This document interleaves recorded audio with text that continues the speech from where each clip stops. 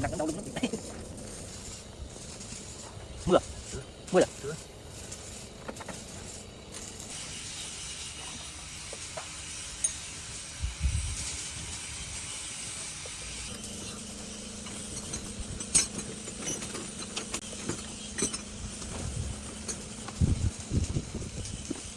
Con này mắc lên sơn chứ nick cho nó phát.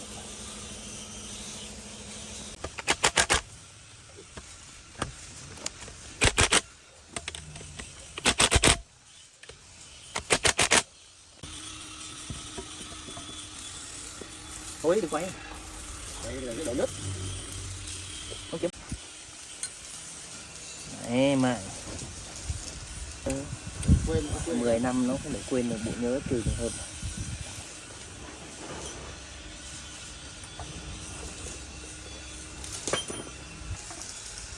Ốc đâu đúng rồi, gấp 10 này.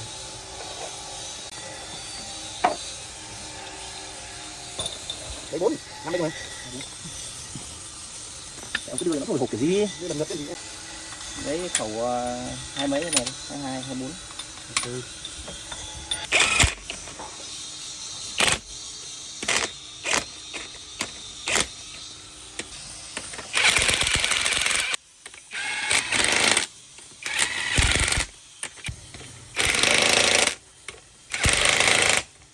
Đâu đây?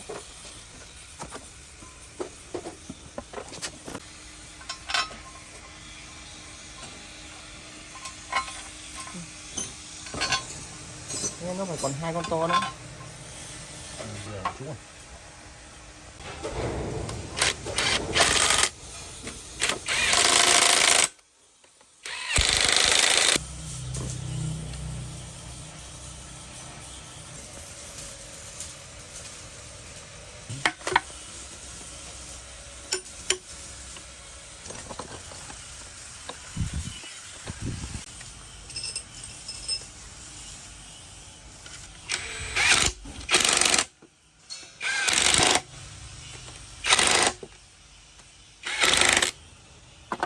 Con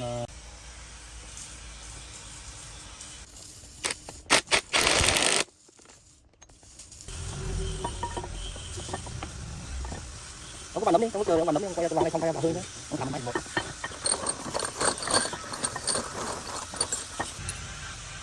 Có chứ. Hả? Không.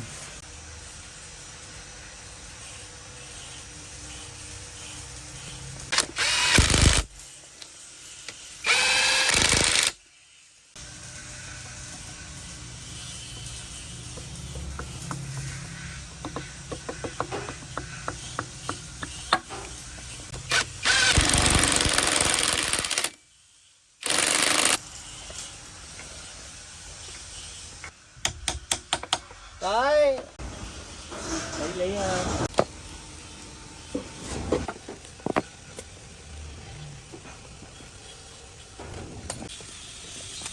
ông được ông không đổ xe nó vào để mà tí mấy cái thằng xe bên điên rồ nó đi nó phi nó ủi được.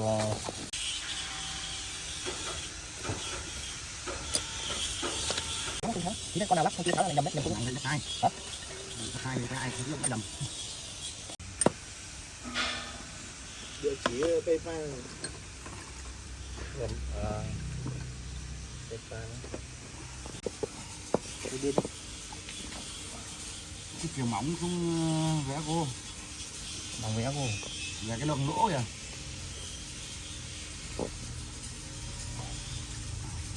Cái này đúng không? Bạn cái kéo thì mua cái chân nó thế bạn. Từ đây. Cái này con đèn ở đây.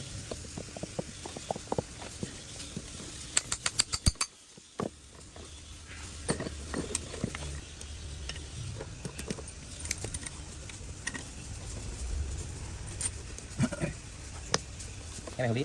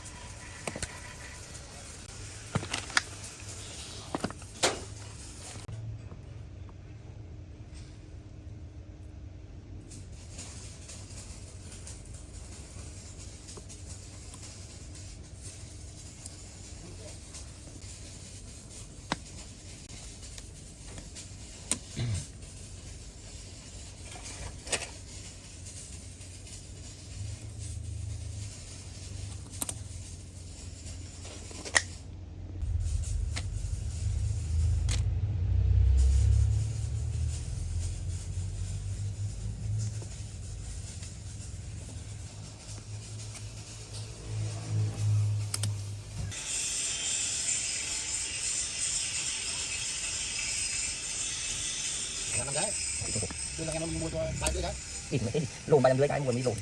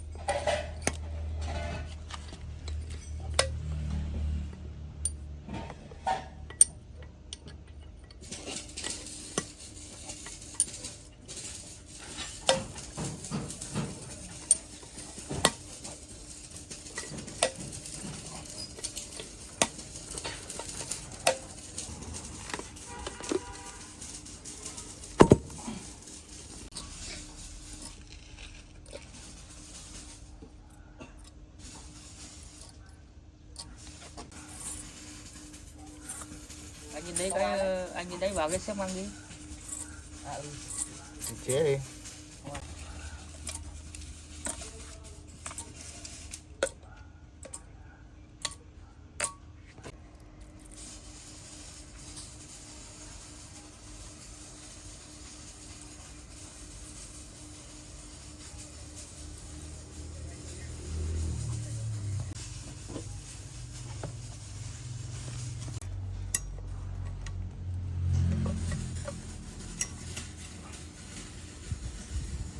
Các chú thấy chuyên nghiệp chưa?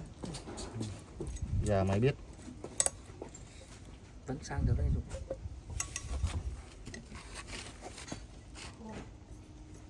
Trong ghế của cháu các chú bác đâu rồi? Tôi tưởng ghế tôi chẻ tôi đóng ấy rồi, đóng hơi rồi.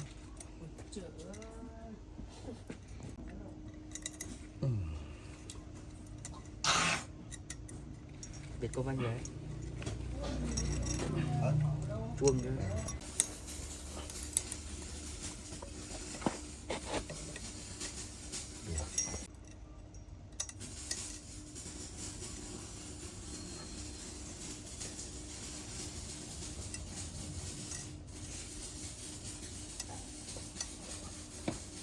Xem cái con này con.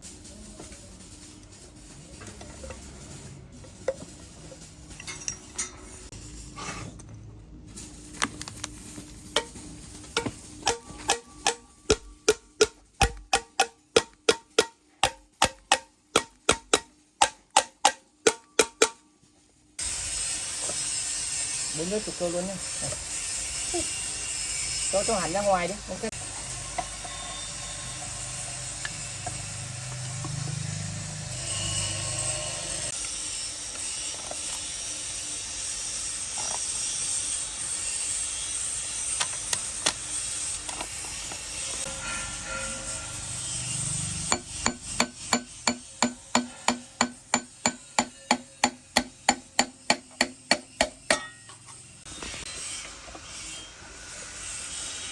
Xong rồi tí nữa nhớ mở từng biên trong đấy.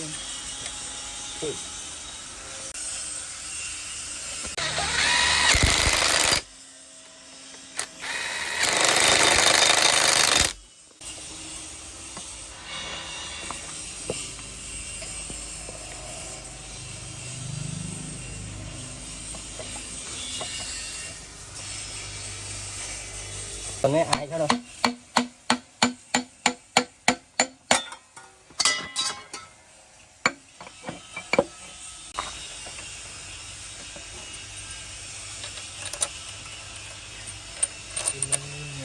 Cái này khẩu đi ông lấy nhầm khẩu 19.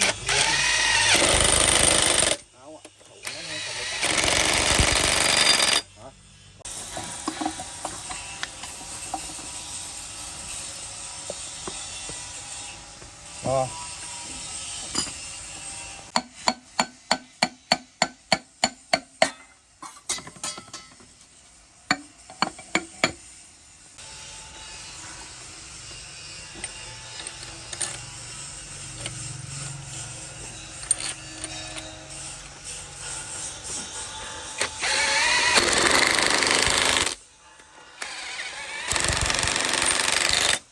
Làm đủ 6 màu bây giờ. Nào mỗi con nằm ấy thôi, nào con kia cho màu hồng. Lốc phải màu tím mà bường đầu bường đít màu lạnh ấy là mình bảo nó cắt dài bao nhiêu là nó làm cho bấy nhiêu à?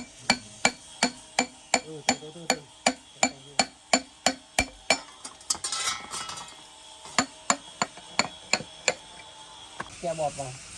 Thế là thành công mát ngay cái đéo đâu mà. Nào đâu, nào cái này.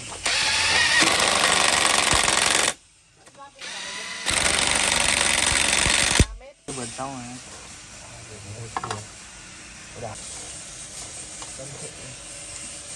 Bây giờ là công hả? Công vào phát cho nó ngọt nhé. Cái đấy ông thấy ông cầm mấy bao rễ ra đấy thôi.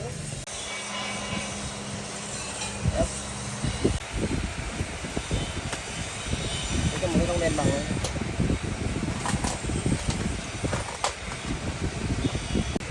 Đấy ông lấy cho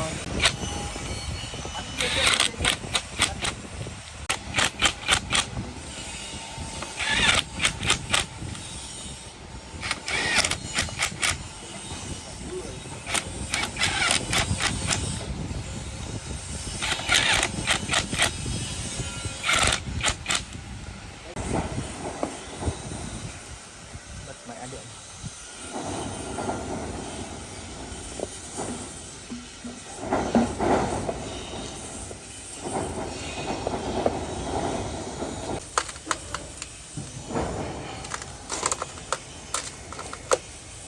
Áo á? Không. Cắt đùa đi anh. Tung ra sớm rồi đéo quá.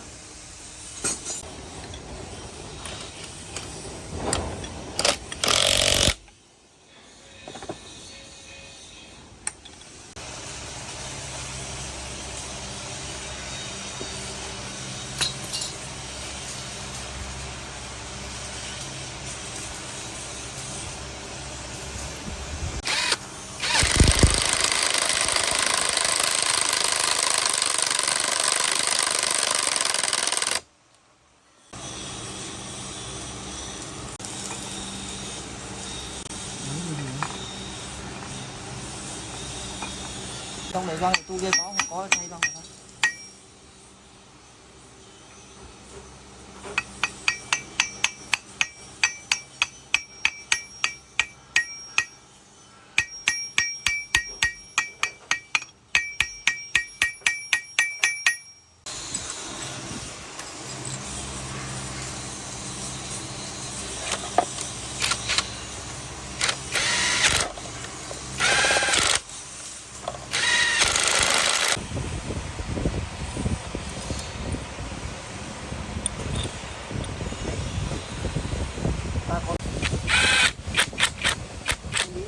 Nó đéo đâu thì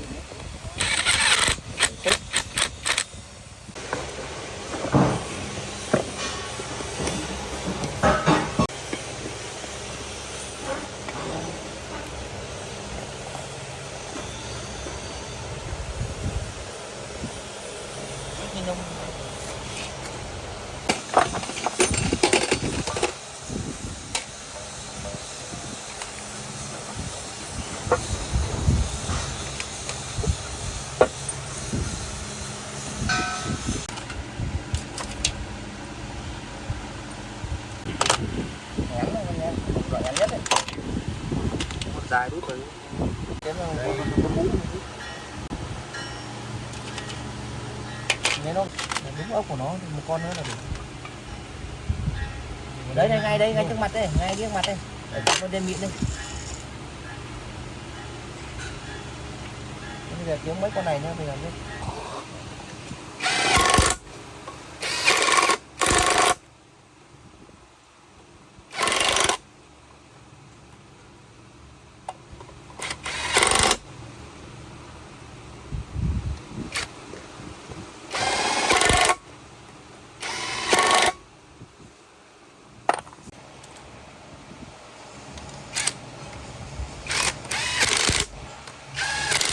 Còn phải đi mua một con về để tìm ốc không?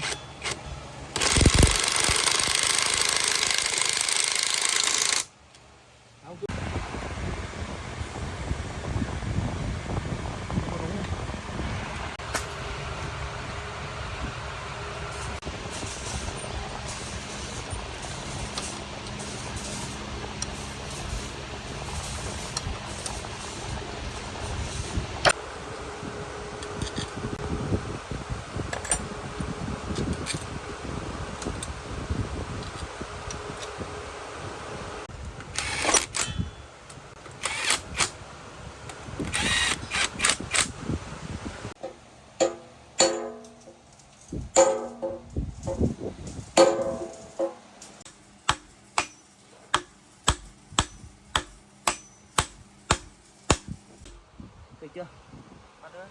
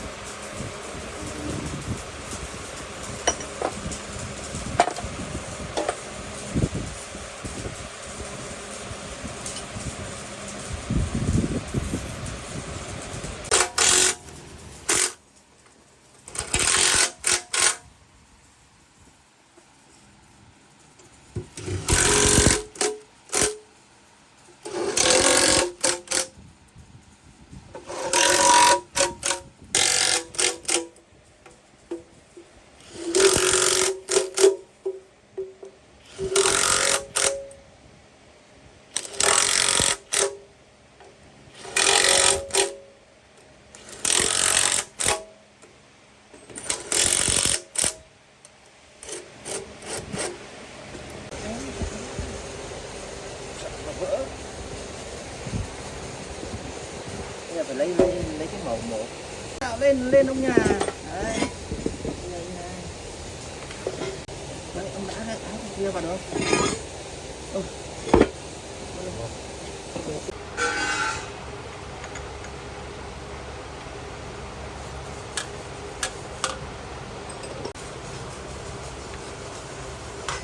Có mấy cái nhỉ? Cái thứ tư anh cho đâu?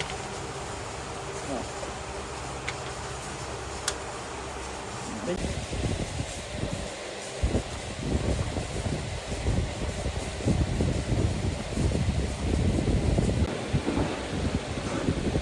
Có chi phí.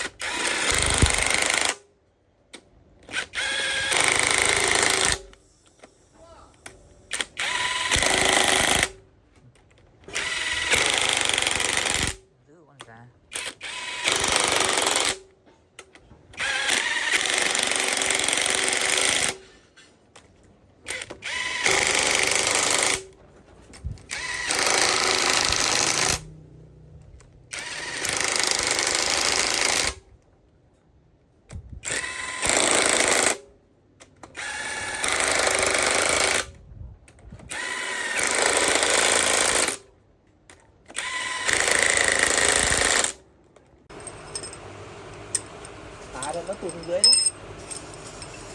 Em bảo là cái gì?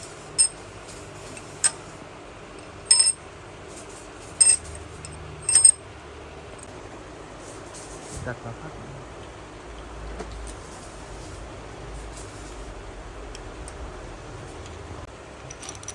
Em mua con này 40 triệu này. Không có mua. Lên gì? Bưu ma.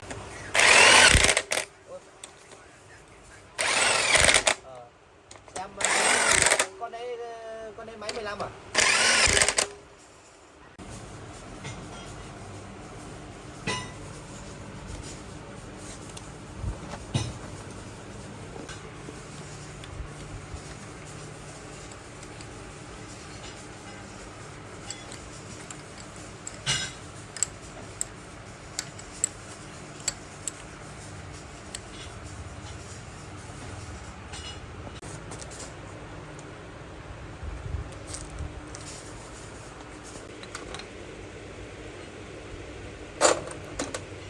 Không.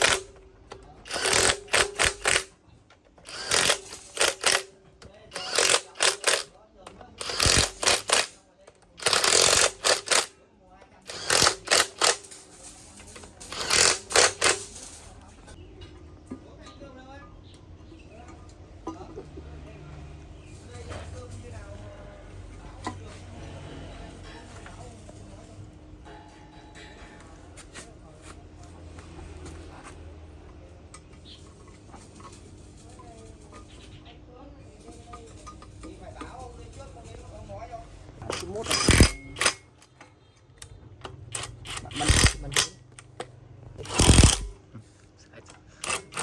Trong xưởng bây giờ xưởng 10 mấy con ở đây đâu chỗ để. chắc phải chưa ăn hết Tết.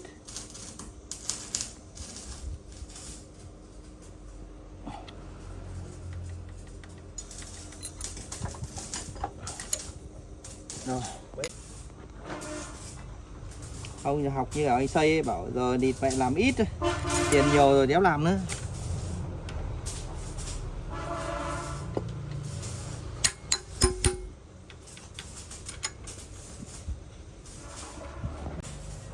Thế vào trong kia làm thử máy miếng ngon chưa? Có ai thử đéo đâu. Lắp đồ xong về. Tưởng mà...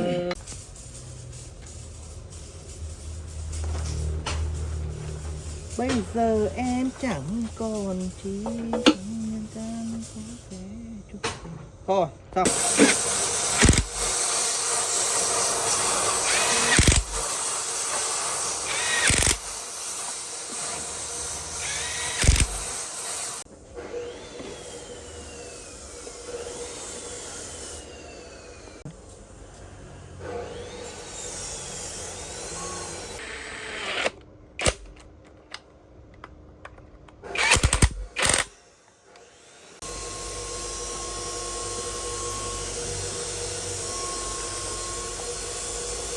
Nó kia ra bắt hết rớt rồi.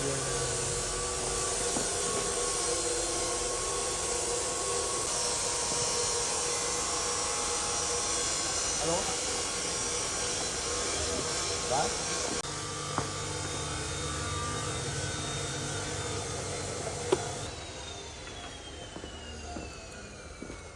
có vẻ gì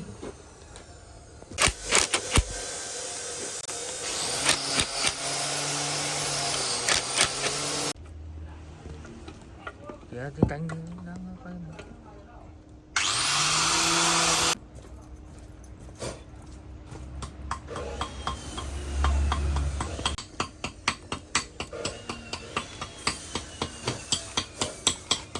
Đấy vừa mới tháo ấy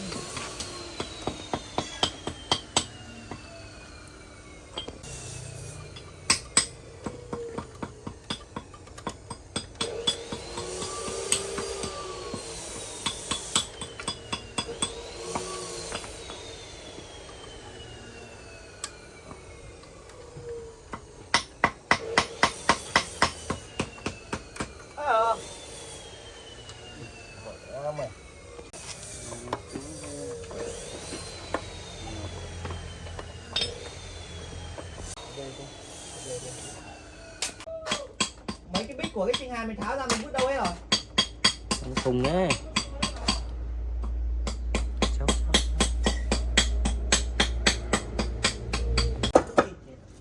Đâu còn cái nữa đâu? Tỉ đấy.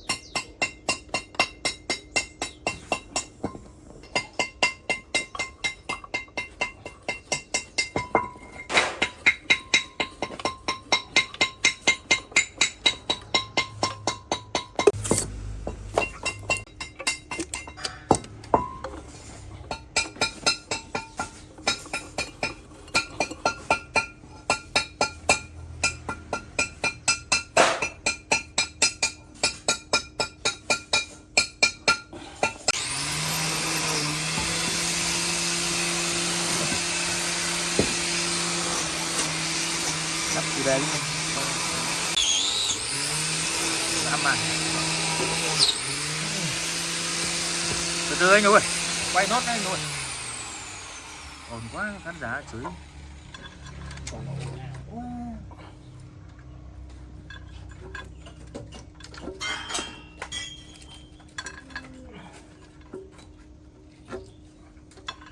phút nữa thôi